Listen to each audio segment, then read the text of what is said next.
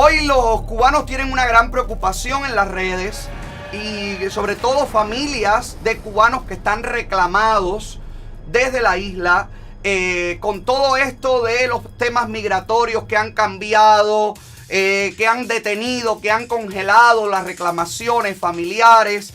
Mucha gente me ha escrito en las redes y me ha dicho: Ale, trata de impulsar, ayúdanos a recoger firmas.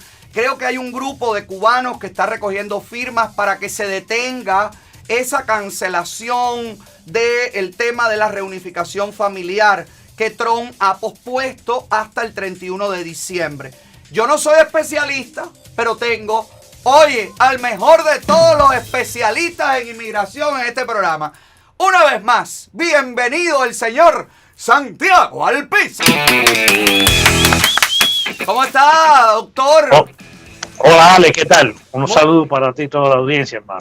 Muy bien, muy bien. Gracias por dedicarnos tu tiempo, Santiago. Sé que eres una gente muy ocupada, pero ante esta duda, ante esta confusión que tiene la gente, es importante escuchar a un especialista como tú. ¿Qué está pasando con la reunificación familiar? ¿Se paró todo, todas las visas, todos los procesos? No. ¿Qué pasa? No, por favor. Mira, hay mucho amarillismo en la prensa, en la forma que se enuncian las noticias y los cintillos de la prensa. Por ejemplo, la Corte Suprema suspende las apelaciones para los que están solicitando asilo. Mentira, eso no fue lo que pasó. Quedan canceladas las solicitudes para reclamación familiar. Mentira, eso no ha sucedido. Explico. Lo que ha pasado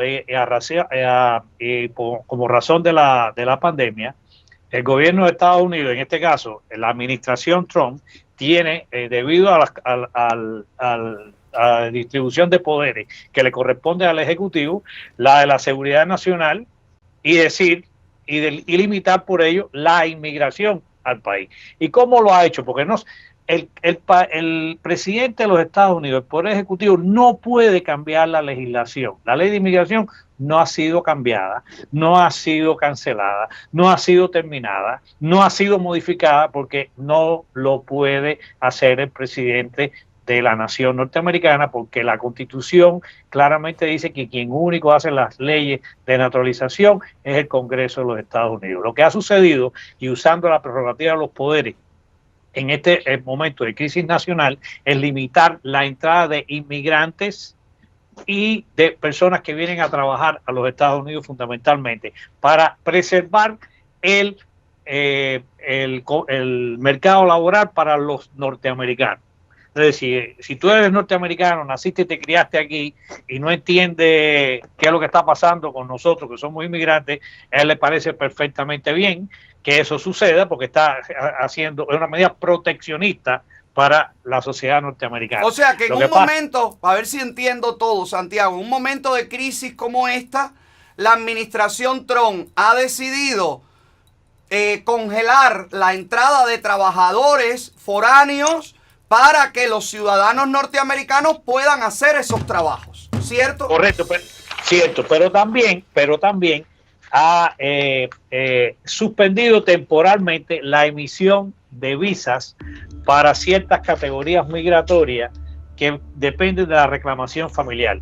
Le voy a decir, ¿quiénes están afectados? Casi todos, excepto las reclamaciones inmediatas que efectúan los ciudadanos norteamericanos a sus esposas o esposos o hijos menores. Okay. Es decir, lo que está sucediendo es, y lo he visto con muchos de mis clientes, que han enviado a reclamos y solicitudes pidiendo saber cuál es el estatus del caso a la Embajada de Estados Unidos en Georgetown, en Guyana, y le han explicado su caso está detenido en el tiempo para ser retomado después del 31 de diciembre del 2020.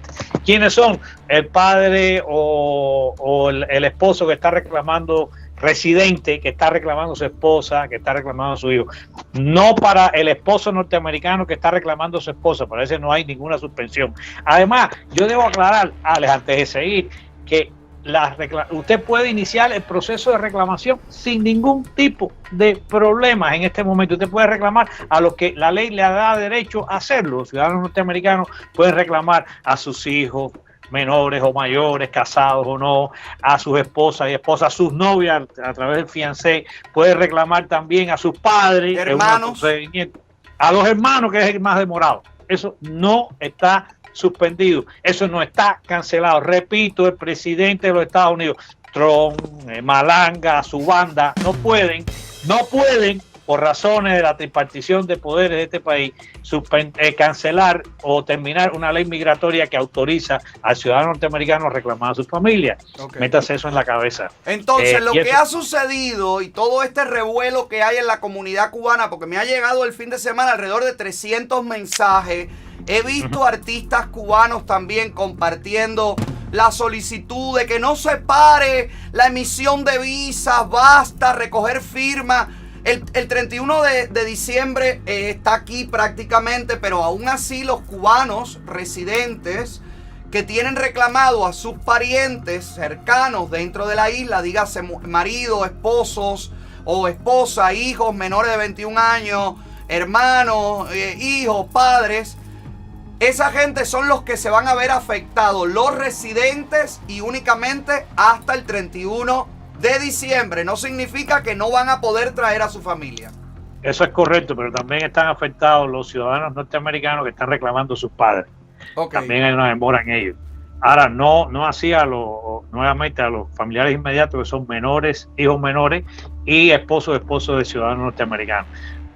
Yo lo que le aconsejo a todo el mundo que escriba en cada uno de sus casos a la embajada norteamericana en Georgetown.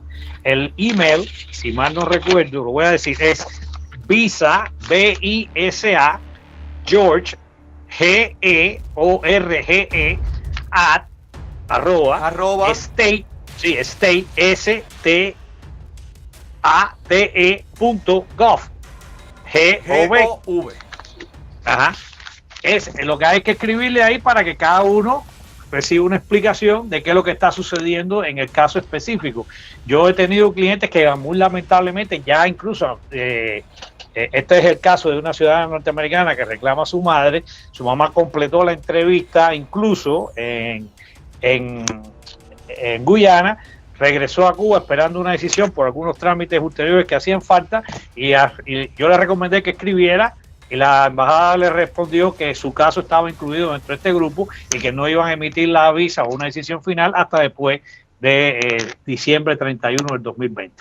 Eso es lo que está pasando con respecto a esa. Mira, a mí me duele mucho que esto esté pasando porque nos han suspendido el programa de reunificación familiar por muchos años ya. Uh-huh. Y ahora también viene encima esto, que es parejo para todo el mundo, es para cubanos, para los que Esa era mi pregunta, Santiago. Sí. Los cubanos sentimos, y la comunidad cubana enseguida nos sentimos, oye, yo creo que peor que Black Lives Matter. Enseguida decimos, nuestras visas la quitaron. Ay, a recoger firmas, el ataque porque no nos quieren, porque es para todos, es para todos. Sí, pero, otra vez, y insisto, no se la han quitado, se la han retardado en el tiempo, se la han suspendido. Lo que pasa es que ya tenemos encima el dolor que nos ha costado, pues yo tengo un cajón lleno aquí de casos como esos, de la suspensión del programa de reunificación familiar, que fue un éxito entre el año 2007 a 2016, después que se les ocurrió cambiar en la pasada administración algunos cambios para hacerla supuestamente mejorada y más efectiva, resultó en un fiasco total, donde la gente gastaron millones de dólares, se gastó toda la comunidad cubana, 300 y tantos dólares por cabeza, más lo que cobramos los abogados por hacer el trámite, y que todos esos casos se hayan quedado suspendidos en el tiempo sin una solución final. Ahí está mi hermano.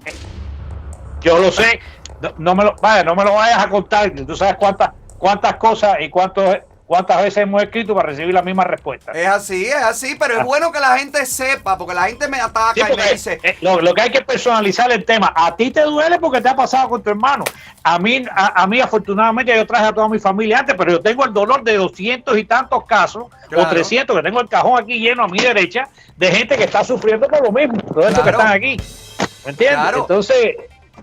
yo comprendo que la gente se sienta mal. Oye, y encima de todo lo que está pasando, también esto, bueno, sí, lamentable, pero esto es para todo el mundo. Sí, no es discriminatorio, ni es para que hacer sufrir más a los cubanos. Es algo importante, Santiago, decirle y explicarle a la gente que una visa es un privilegio que se otorga, no es una obligación.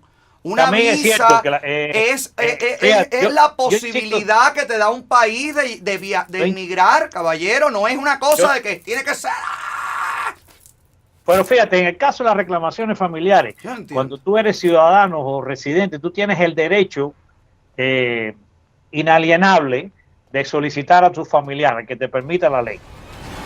Ahora, tu familiar no tiene el mismo derecho inalienable de entrar a este país. Tú tienes el derecho de reclamarlo, de hacer el trámite. Correcto, y tiene que pasar a través del proceso consular, cumplir determinados requerimientos de salud, de moral, de no tener antecedentes criminales, en fin, para que tú puedas ser admitido al país que te va a acoger.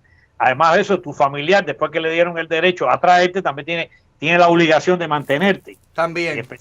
Y eso no es un proceso que automático ni a todo el mundo le es muy fácil, porque no es menos cierto que hay muchas personas que cuando tienen las mejores intenciones del mundo de traer a su familiar, pero no cuentan con los recursos económicos suficientes para que eso pueda ser posible. No, yo conozco gente que ha llegado del aeropuerto para el Children Family, aplicar para las ayudas y las cosas. Claro, y cuando se puede hacer, bueno, pues no hay nada más socorrido que asistirse de los derechos que uno le corresponda.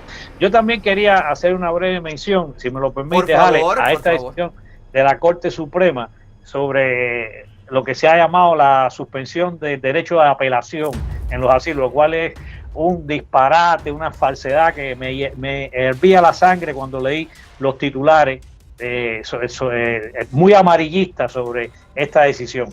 Lo que ha pasado es que la Corte Suprema ha limitado el derecho a las personas a entrar al país a través del procedimiento expedito que ya existe en parte de la ley y que se le ofrece a las personas que entran residentes al país, que están dentro de Estados Unidos en menos de 2 años de su entrada y que están a menos de 100 millas de la frontera límite sur o norte de los Estados Unidos. En fin, para las personas que recién llegan, incluyendo, y esto no es exclusivo para los cubanos, incluyendo a los cubanos, pero esto es para todo el mundo. Y lo que le han dicho es, mire, usted tiene una entrevista de Miedo Creíble, a usted se le está dando el debido proceso para que usted explique su caso. Le vamos a dar la oportunidad de que un oficial de inmigración, a través de un procedimiento administrativo cuasi judicial, le oiga a usted las razones por las que tiene miedo usted de regresar al país de donde viene. Después de cumplir otros requisitos, vamos a suponer que ya está ahí. Usted tiene la obligación de tiene que tener el arte de convencimiento de que su historia convenza a ese oficial de inmigración. Es una única vez. De lo que usted está diciendo es cierto. Porque si usted no logra convencer al oficial de inmigración de que usted fue objeto de persecución en su país, y no es lo mismo persecución que haber sido objeto de una acusación por haber cometido un delito, eso son cosas completamente distintas. Eso es bueno aclararlo, porque llega alguien allí que tiene un delito criminal regular de que fue ladrón de tendedera y llega ahí y dice que fue perseguido político y no recibe los beneficios. Eso es correcto. Hay que cuidar mucho la explicación. Mira, hay delitos comunes, por ejemplo, vamos a hablar del caso de los cubanos un momentico, sobre eso que tú estás diciendo. Hay delitos comunes en Cuba que se consideran que fueron o que se incoaron en contra de la persona por razones políticas. Estamos el delito de desacato, el delito de desobediencia y el delito a veces de atentado, que es sencillamente golpear a un policía.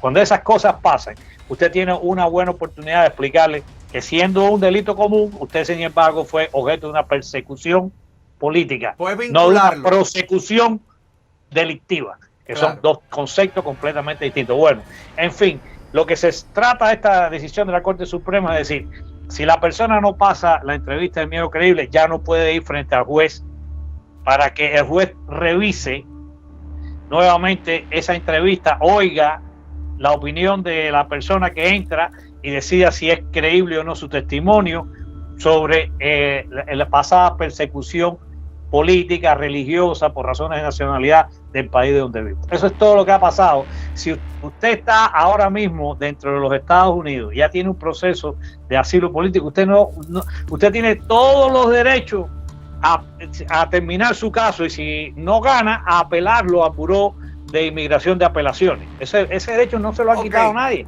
Pero la forma en que la noticia se presenta dice, se acabó el mundo. Claro, parece que es que no va a entrar más nadie, que está todo cerrado. Ok, bueno, para ver si lo entiendo. Para ver si lo entiendo. Eso yo te lo llevo diciendo hace muchos años. Y tú me preguntas de vez en cuando, ¿y van a entrar? Y yo te sigo diciendo, no. Y la respuesta sigue siendo la misma, lamentablemente. Es lamentable. Las puertas están cerradas. A ver si entiendo, Santiago, para resumir eso que me acabas de decir y que la gente lo entienda bien. No se ha prohibido, no se ha limitado la reclamación, la apelación.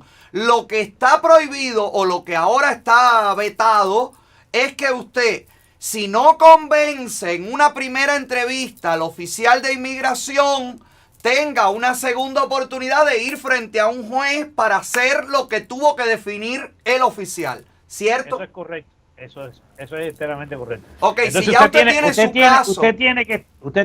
Usted cubano que viene por ahí, que cree que se la sabe toda, y después que llega a países de Centroamérica, si usted llega a la frontera de Estados Unidos sin haber pedido asilo político en cada uno de los lugares por donde pasó, cada uno de los países por donde pasó, con una denegación de ese asilo o refugio en esos lugares, y tampoco pasa la entrevista de miedo creíble aquí en los Estados Unidos, si es que se la dan, ahí terminó todo para usted. No va a haber opción de que vaya frente a un juez. Por eso es, si usted no le queda más remedio, si usted cree dentro de su conciencia individual, dentro de su persona, dentro de su libre albedrío, que usted no le queda otro remedio que lanzarse a esta aventura tremenda que es la frontera, venga preparado para convencer al oficial de inmigración que le va a oír de que usted tiene miedo creíble y razonado de regresar a su país. Estamos hablando ahora de Cuba, porque está siendo objeto de una persecución de tipo política, por el color de su piel, por su religión o por pertenecer a un grupo social específico, porque en Cuba no hay minorías nacionales, todos somos cubanos, allá los sitios se extinguieron y no hay minoría. Entonces, las razones por las que un cubano puede pedir asilo político se reducen a esas que he mencionado: la religión, razones políticas. Si eres gay, también perseguidos por ser gay, discriminados. Sí, por pertenecer a un grupo, eso se llama pertenecer a un grupo social, una minoría, determinado, a un grupo social que puede ser LGBT, se me olvidan todas las letras. LGBTQI, no te me pongas como... ¿Quién fue el que como Britney Spears? No te pongas como Britney Spears, que cambió el orden de las letras. Santiago, bueno, tú que eres experto... No lo sé, te pido que tú me corrijas. No te preocupes, LGBT, yo tampoco me lo sé y formo parte de alguna de esas siglas y no me acuerdo. Santiago, tú que eres experto de las cortes internacionales, en estos organismos internacionales. Me vas a hablar de Ariel. Por favor, necesito tu opinión sobre el caso Ariel. El jueves se supone que se presente frente al Pleno de Derechos Humanos en Ginebra. Ya una organización ha servido de puente, ha cedido su turno y va a hablar ante la Comisión de Derechos Humanos para denunciar las violaciones cometidas en Cuba contra él, contra su hermana y contra los 11 millones de cubanos. Mi pregunta es esta: tú como abogado que has visitado todas esas comisiones, que conoces cómo funciona, Santiago, los políticos europeos, que tú me diste mucha psicoterapia en Praga, que me decías respira, que esto es así, que esta gente son tranquilas, que esta gente no son pasionales. Dime qué tú crees que va a pasar ese día. Tú tuviste una antesala, un precedente, un rush, o como se dice, te dieron el preview de lo que puede pasar en estos casos. Es tremendo porque tienes que limitarte a un tiempo, a un tiempo. Vas a estar constantemente interrumpido por las clarias que vienen del otro lado, tratando de que tu voz no sea oída. Lo van a estar constantemente interrumpiendo, tratando de que él explique estas cosas, pero es muy importante porque se ha llegado a un punto donde hacía muchísimos años que ningún cubano, ni del exilio ni de la isla, podía tener esta oportunidad de hablar. En los años 80, yo quiero decirte que los primeros que lograron eso fueron mis colegas de aquí de la oficina, Luis Fernández y Wilfredo Allen. En el año 1987 llevaron al Alto Comisionado de Naciones Unidas casos de violación de derechos humanos. Después siguió ese trabajo, y después, como los huecos que ha dado la ONU y la inclusión de Cuba como miembro y Venezuela, entonces dejaron de oírse las voces de las personas que sufrían en Cuba o sus representantes por las violaciones de los derechos humanos. Se han buscado muchas alternativas que han sido tremendamente efectivas, como es el caso de Prisoner Defender recientemente, y creo que esta oportunidad que le están dando a Ariel es casi única y debe ser aprovechada. Ariel es una persona muy inteligente, él está bien asesorado, y yo creo que va a hacer un excelente papel y un testimonio tremendo de denuncia en contra del régimen, que todos debemos seguir. Porque es muy importante las palabras, Santiago, eso que tú me explicas siempre. Es importante utilizar los términos correctos para que los políticos tengan la noción exacta de lo que tú quieres decir, porque si tú dices genocidio, entonces se van por otro lado. Si tú dices secuestro, se van por otro lado, a que tú digas represión, a que tú digas arrestos injustificados, a que tú digas acoso. Son cosas diferentes. Correcto. Sí, mira, está muy bien documentado que en Cuba, por ejemplo, hay detenciones arbitrarias. Ya nadie lo niega, incluso hasta el gobierno de Cuba. A veces lo único que responden es eso es incierto, nadie en Cuba es represaliado por la manera como piense, porque el artículo 54 de la Constitución prevé y sostiene que cada cual es libre en su opinión. No, todos sabemos que es falso. Claro. Entonces uno tiene que hacer insistencia en estos términos. También, como lo dije ahorita, como estábamos hablando del delito de resistencia y desacato, que son delitos comunes que utiliza la dictadura, interpretando la letra del artículo criminal como si fuera un salvoconducto para meter en la prisión a cualquiera. El que diga que ultraje, pues eso es lo que es desacato, ultraje en su dignidad a un funcionario del gobierno, y pedir, como hizo Silverio Portal, del cual tú mencionaste hace un rato en tu programa, que en el año 2016 sencillamente pidió que abajo Fidel y abajo Raúl. A nadie están ultrajando con que te digan abajo, no. Tú estás en la posición de poder y no te queremos más. Pedir que te quiten no es ultrajarte en tu dignidad. Pero ellos lo interpretan como le da la gana. Claro, entonces hay un juececillo en el tribunal municipal que le dicen, oye, tiene que meterle 4 años al negro porque es un poco bocón, y allá va eso y lo sancionan de esa manera. Tu consejo para Ariel, para el jueves, Ariel, tu consejo, porque Ariel a lo mejor te ve más tarde. Si le puedes dar un consejo para esa comparecencia frente al Consejo de Naciones. Yo creo que Ariel tiene que hacer uso de su propio caso, de su experiencia personal, de las cosas que a él le han pasado. Él las explica muy bien. Yo tengo confianza absoluta en la manera que Ariel puede explicar estas cosas, y que ponga como ejemplo a que todas esas detenciones en las que él ha sido objeto, que todas han sido arbitrarias. Y las obligaciones que se ha puesto en su propia persona para exigir las libertades. Ha pasado por huelga de hambre, con el apoyo irrestricto de muchísimos cubanos y de la comunidad internacional para lograr los puntos que él está tratando de hacer como científico, como persona que ha recibido una licencia para operar una finca por parte del gobierno. Eso es lo que yo quiero decir. Cómo él ha sido restringido, a pesar de que le han dado la oportunidad de hacer cosas, cómo ha sido restringido en esas oportunidades que el propio gobierno le ha concedido. ¿Y cómo por no ceder ante las presiones gubernamentales fue inoculado con el VIH y sin hablar contigo? Esto, aunque sean jurisdicciones distintas, a través de las directas con el IES en estos días que he hablado de este tema, yo traje a colación, y mucha gente me lo han pedido, aquellos formularios de queja frente a la Comisión Europea, para que los cubanos europeos que están allí en Europa, aunque son jurisdicciones distintas, presenten al Comité de Acción de la Comisión Europea todas las quejas que ellos quieran tener acerca de las violaciones de derechos humanos en Cuba, para que sea limitado el acuerdo de cooperación entre la Unión Europea y Cuba a través de las violaciones que ellos saben, que Claro. todos sabemos que se cometen a diario en Cuba de derechos humanos. Es una presión que podemos hacer todos los cubanos, en este caso todos los cubanos que viven en Europa, que ya están nacionalizados ahí, que pueden hacer esa queja utilizando el formulario. Sí, señor. Y si tienen necesidad de hacerlo, me pueden escribir a mi correo electrónico al pizarlaw@gmail.com.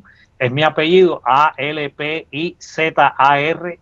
ALPIZARLAW @gmail.com.